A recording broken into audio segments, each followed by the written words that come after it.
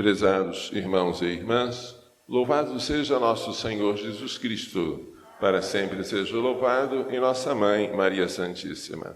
Hoje, solenidade do Santíssimo Corpo e Sangue de Cristo, conhecida como Corpus Christi, a liturgia nos propõe, como primeira leitura, o trecho do Êxodo em que o Senhor faz aliança com o seu povo por meio de Moisés.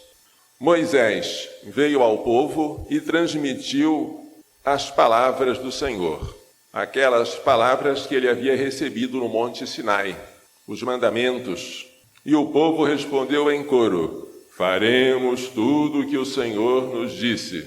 Em seguida, Moisés mandou que jovens israelitas imolassem novilhos como holocaustos e como sacrifícios de comunhão. Holocausto é o sacrifício em que a vítima é totalmente destruída, não sobra nada dela. No sacrifício de comunhão, a vítima morre, mas uma parte dela é consumida por quem a ofereceu. E assim, quem come da vítima entra em comunhão com Deus. 2 tipos de sacrifício, os holocaustos e os sacrifícios de comunhão. Assim, jovens israelitas imolaram os novilhos. E o sangue dos novilhos, o que foi que Moisés fez com ele? Tomou a metade do sangue e a pôs em vasilhas. A outra metade derramou sobre o altar. O altar representava Deus. Em seguida, tomou o livro da aliança, leu em voz alta ao povo, e o povo respondeu: faremos tudo o que o Senhor disse e lhe obedeceremos.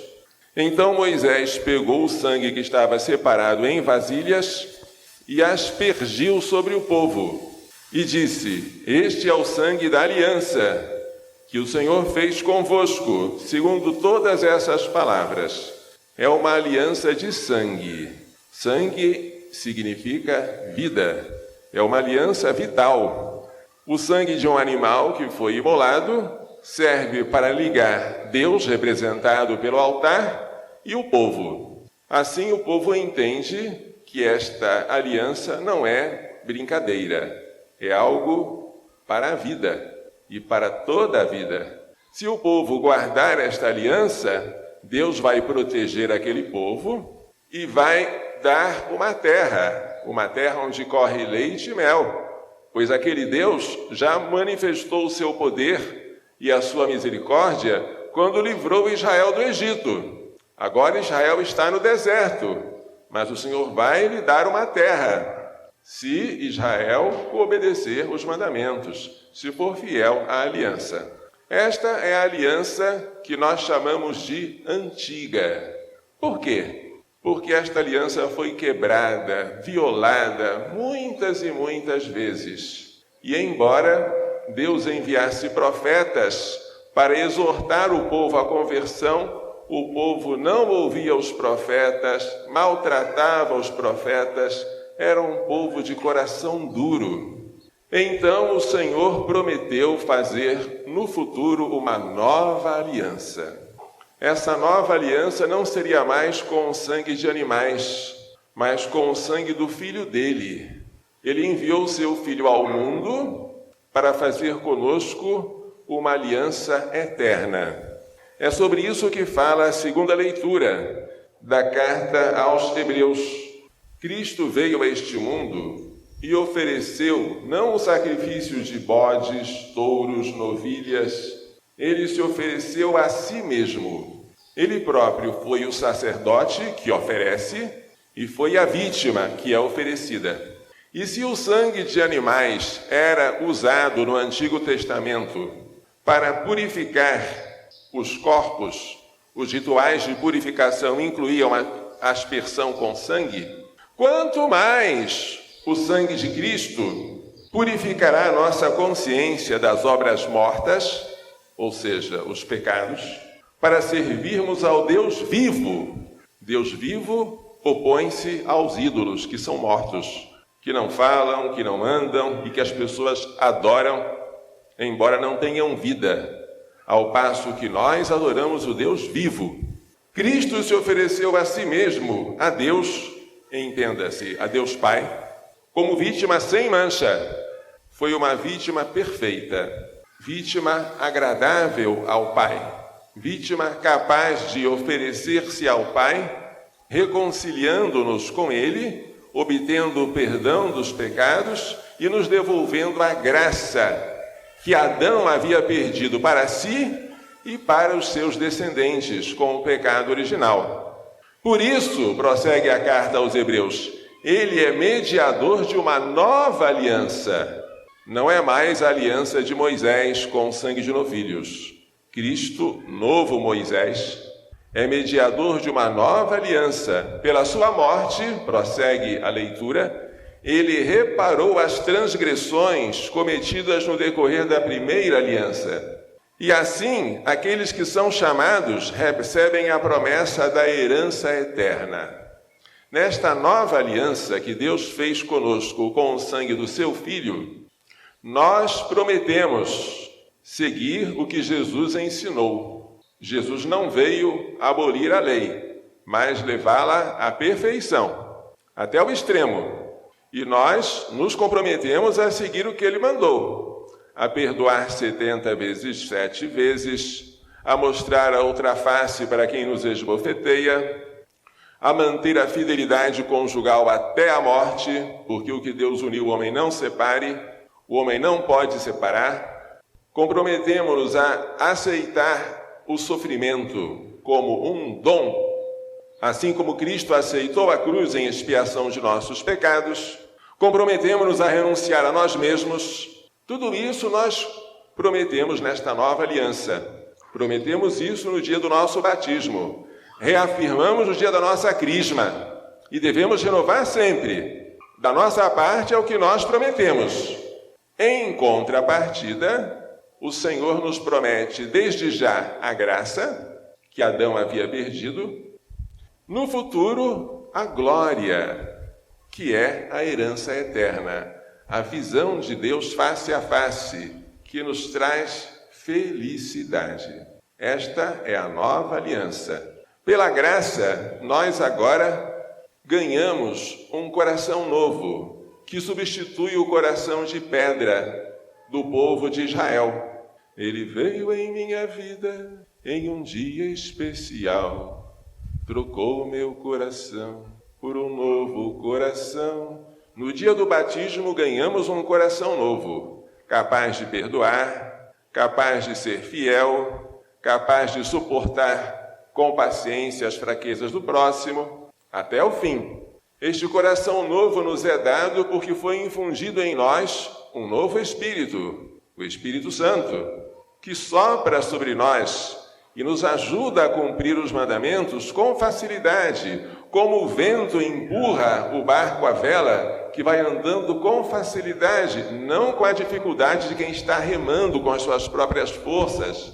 A nova aliança é melhor do que a primeira, porque se na primeira a lei foi gravada em tábuas de pedra, na nova aliança a lei é gravada em nossos corações e Deus não apenas manda, mas Ele nos empurra a cumprir os mandamentos.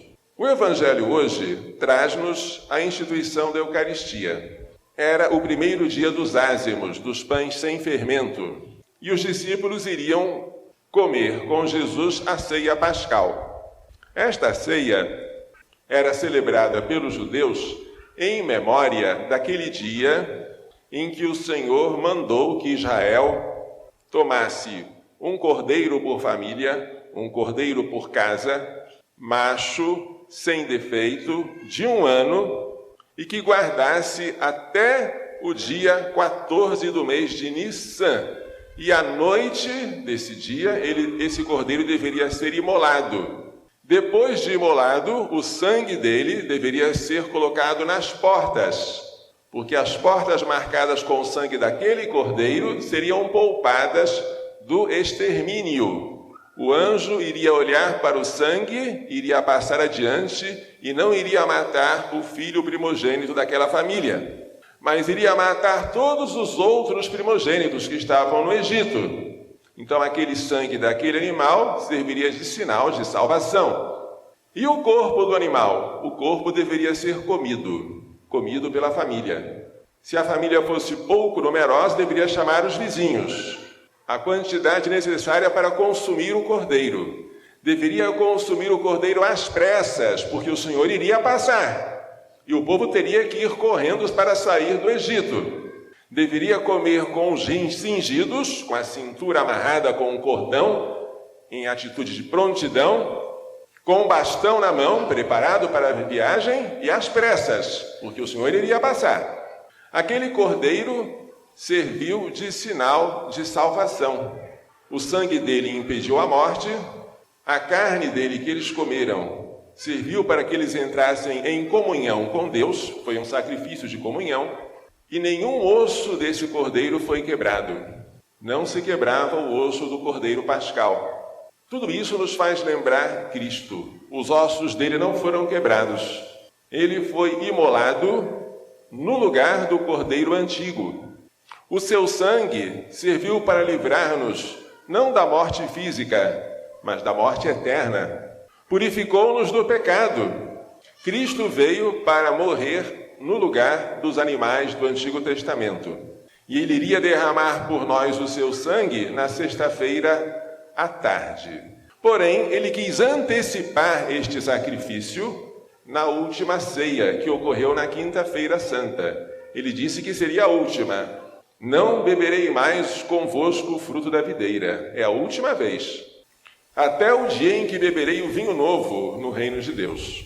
E nesta ceia, que foi última, enquanto eles comiam, Jesus tomou o pão, deu graças, por isso nós chamamos esta celebração de Eucaristia, que quer dizer ação de graças, deu graças, partiu e entregou aos discípulos, dizendo: tomai, isto é o meu corpo. Em seguida tomou o cálice, deu graças, entregou a eles e todos beberam do cálice. E Jesus disse: isto é o meu sangue, o sangue da aliança, diz ele, derramado em favor de muitos. Este sangue seria derramado no dia seguinte. Mas antes, Jesus já estava se entregando por nós, debaixo das aparências do pão e do vinho.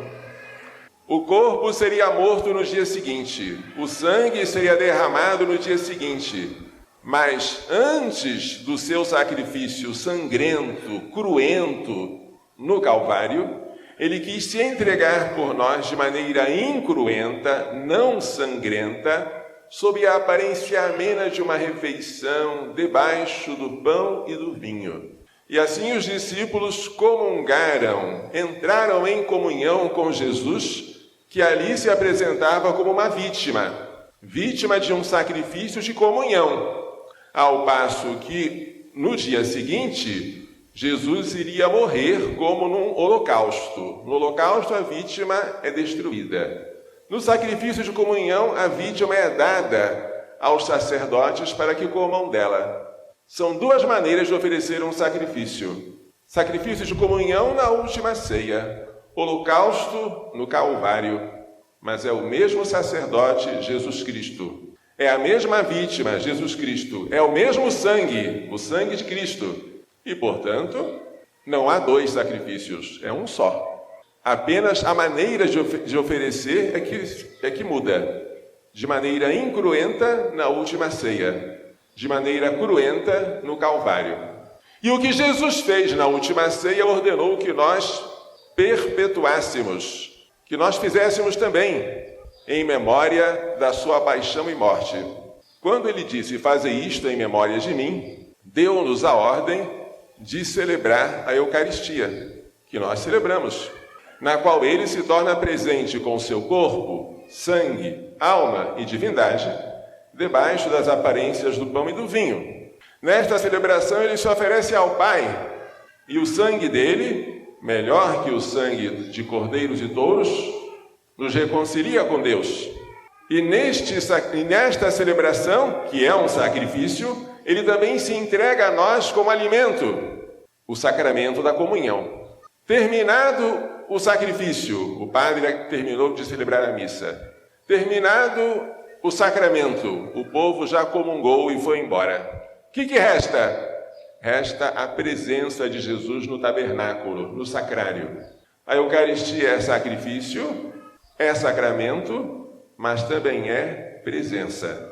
Jesus Cristo está realmente, de dia e de noite, presente no altar, esperando que cheguem as almas, ansiosas, ferventes, para o visitar. E esta presença real, substancial de Jesus, que hoje nós celebramos. Esta é uma festa genuinamente católica. E aqui no Brasil, é um dos últimos vestígios que nós temos da índole católica do nosso povo. Porque é por causa da nossa fé nesta vida escondida no pão e no vinho que hoje o Brasil decreta feriado. As pessoas param de trabalhar e, em condições normais, fazem procissão pelas ruas para adorar Jesus no ostensório. Em outros países, Estados Unidos, até na Itália, não existe feriado nesta quinta-feira. Transferem para o domingo seguinte. No Brasil, ainda nós temos o privilégio de haver um feriado civil por causa de uma festa religiosa católica. Só os católicos celebram a presença real de Cristo na Eucaristia. E o Brasil inteiro para venerar esta presença. Só os católicos. Mas, para nossa vergonha, nem todos os católicos. Muitos aproveitam este feriado para passear, porque ele fica próximo de uma sexta-feira e de um sábado e de um domingo, não é? Esquecem-se de ir à missa, de adorar Jesus, de agradecer por ele ter instituído este sacramento, de fazer-lhe uma visita, de entrar em comunhão com ele depois de fazer uma boa confissão, de fazer reparação por aqueles que o ofendem. Tantos entre nós comportam-se como se fôssemos pagãos. Devemos recitar aquela oraçãozinha que Nossa Senhora ensinou aos pastorinhos de Fátima. Meu Deus, eu creio, adoro, espero e amo-vos. E peço-vos perdão por aqueles que não creem, que não vos adoram, que não esperam em vós e não vos amam. A salvação do Brasil e do mundo está na Eucaristia. Enquanto nós não nos congregarmos em torno de Jesus eucarístico, não teremos salvação. A Eucaristia não é um apêndice da nossa fé, é o centro. A Igreja vive da Eucaristia. Palavras do Papa João Paulo II, que escreveu uma encíclica com este nome, Ecclesia de Eucharistia Vivit. A Igreja vive da Eucaristia. Se alguém pudesse destruir a Eucaristia, destruiria a Igreja. Mas como Jesus disse que as portas do inferno não prevalecerão contra a sua Igreja, nós cremos firmemente que a Eucaristia vai existir até o fim dos tempos. Peçamos a Deus que a Eucaristia, que é sacrifício, sacramento e presença, nunca nos falte. Que nunca aconteça o que aconteceu há tão pouco tempo, de as igrejas serem fechadas, de os fiéis serem proibidos de participar do culto presencial, de o número de pessoas ser limitado para entrar na igreja, que nunca mais na nossa história, até a segunda vinda de Cristo, aconteça que sejamos privados deste pão da vida. Foi um pesadelo, vocês sentiram, eu também senti e chorei. Merecemos, mas eu não acreditava que Deus fosse nos dar um castigo tão grande. Peçamos perdão pelas nossas culpas. Prometamos amar de verdade a Eucaristia e imploremos a Deus que isso nunca mais aconteça conosco. Que Maria Santíssima, a Mãe nossa que nos deu o pão da vida, nos faça entender e pôr em prática as lições desta liturgia. Louvado seja nosso Senhor Jesus Cristo. Para sempre seja louvado e nossa Mãe, Maria Santíssima.